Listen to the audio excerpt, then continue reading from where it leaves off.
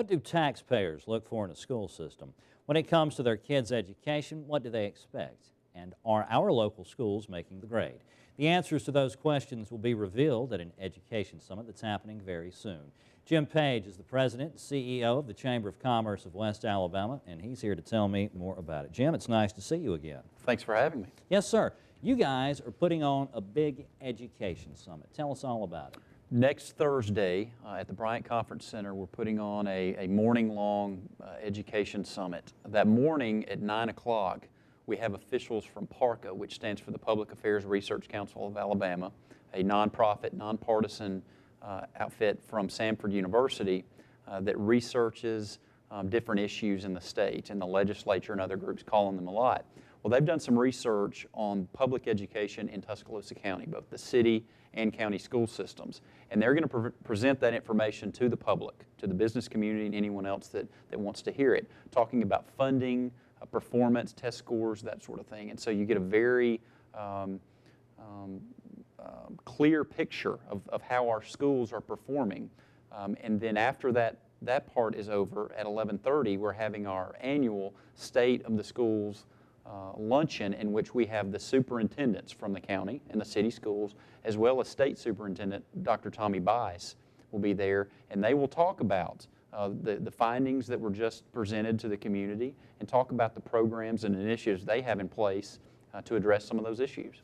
Now, this will be open to the public. Absolutely. They're invited to come and Absolutely. listen. And will there be an opportunity for people to possibly share their concerns as well? Absolutely. During both events, that morning during the PARCA presentation, that presentation will last about an hour, and then the rest of the time will absolutely be open Q&A with the audience to allow for dialogue and further questions about the information that was presented.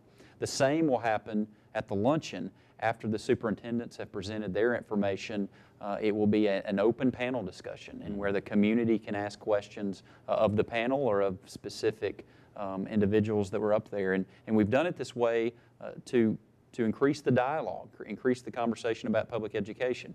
It's very quiet right now, but this is an election year in municipalities, or in some municipalities, including Tuscaloosa. That's right. So the school board. So the city school board races will be on the ballot in August, which is right around the corner. So this conversation will heat up over the next few weeks and next few months, and so we think this will kind of kick off the conversation with this summit.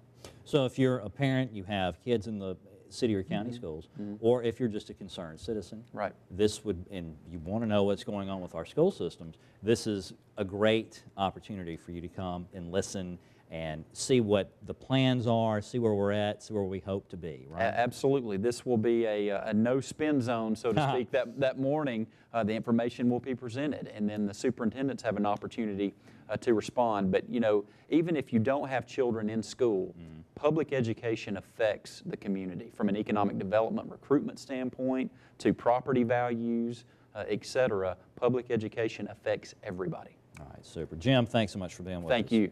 The Education Summit begins Thursday, June the 6th at 9 a.m. It's happening at the Bryant Conference Center. You can find out more by calling 205-391-0559 or online at TuscaloosaChamber.com.